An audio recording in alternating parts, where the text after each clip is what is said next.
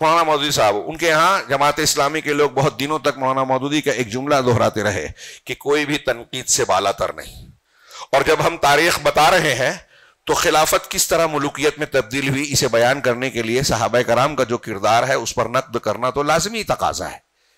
فَإِنَّا لِلَّهِ وَإِنَّا إِلَيْهِ رَاجِعُونَ. یہاں جتنے لوگ حاضر ہیں، بزرگ ہوں، جوان ہوں، بچے ہوں، ایک بات دماغ میں رکھ لیجئے، سب سے پہلی اصول کے طور پر نقش کر کے لکھ لیجئے اسے، کہ صحابہ کرام کا طبقہ ہمارے لیے دنیا کے دیگر انسانوں کے طبقات کی طرح تاریخی حیثیت کا صرف حامل نہیں ہے.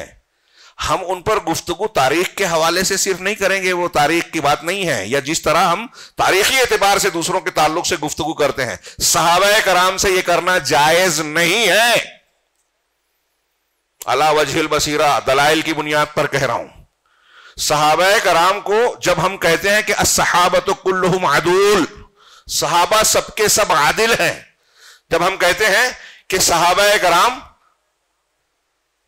میں سے ہر کوئی سے ہم کو محبت رکھنا، ولایت رکھنا، رضی اللہ عنہ کہنا ضروری ہے، تو یہ صرف اندھی عقیدت کی بنیاد پر نہیں ہے، یہ ہمارے عقیدے کا حصہ ہے، عقیدے کا حصہ ہے. اللہ تبارک و تعالیٰ نے جن لوگوں کی جرح کی، دیکھیے ہمارے یہاں ایک بات کہی جاتی ہے، اگر میں ایک اصول کی بات بتا رہا ہوں، ہاں علماء کرام جانتے ہیں کہ حدیث کی جب روایت کی جاتی ہے تو تابعین تک راویوں کو چھانا پھٹکا جاتا ہے.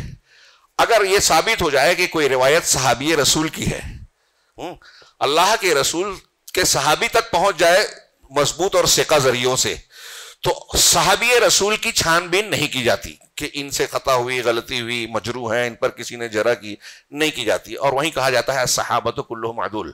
کیوں نہیں کی جاتی؟ اور کیوں ہم کہہ رہے ہیں کہ صحابہ سب کے سب عدول ہیں، عدل والے؟ یہ عدل اصطلاحی ہے، صرف انصاف کے معنی میں نہیں. اس میں 4-5 صفات اکٹھا ہوتی ہیں. جب کہتے ہیں ہم کہ یہ حدیث صحیح ہے تو حدیث صحیح ہونے کے لیے 5 شرطیں ہیں. اس میں سے پہلی ہے کہ اس کو روایت کرنے والے راوی جو ہے عدل ہو.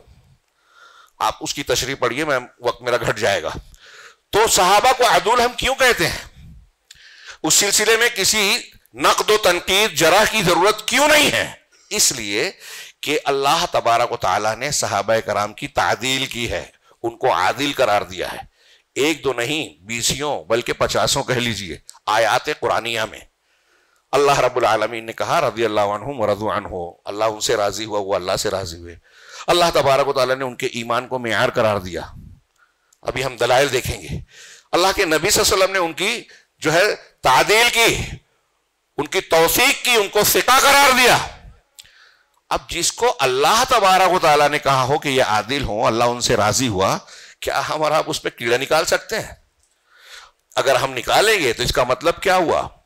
وہ لوگ جو کوئی بھی تنقید سے بالا تر نہیں کا اصول مانتے ہیں اور اس میں صحابہ کو بھی گھسیٹتے ہیں، وہ لوگ جو رافضیت سے متاثر ہیں، نئے نئے جاہل علاماؤں سے متاثر ہیں کہ ان کے اتنے سننے والے ہیں، اتنے وہ لائک کرنے والے ہیں، ہاں، تو ان سے متاثر ہو کہ امیر معاویہ رضی اللہ تعالیٰ عنہ، ام المومنین عائشہ صدیقہ رضی اللہ تعالی عنہا اور بعض صحابہ یا کئی صحابہ کرام کو ہدف تنقید بناتے ہیں، طعن و تشنیع کرتے ہیں.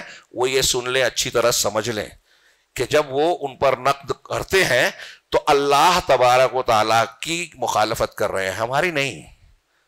ہاں، کوئی نوجوان یہ کہتا ہے کہ آپ فلاں کی کا دفاع کر رہے ہیں، یہ کر رہے ہیں، وہ کر رہے ہیں، تو وہ دنیا کی بحثیں چھوڑ دیجئے، موٹا موٹا معاملہ سوچئے کہ اللہ تبارک و تعالیٰ نے جب ان کی تعدیل کی ہے تو آپ ان کی مخالفت کر کے آپ کس کا رد کر رہے ہیں؟ اللہ کا.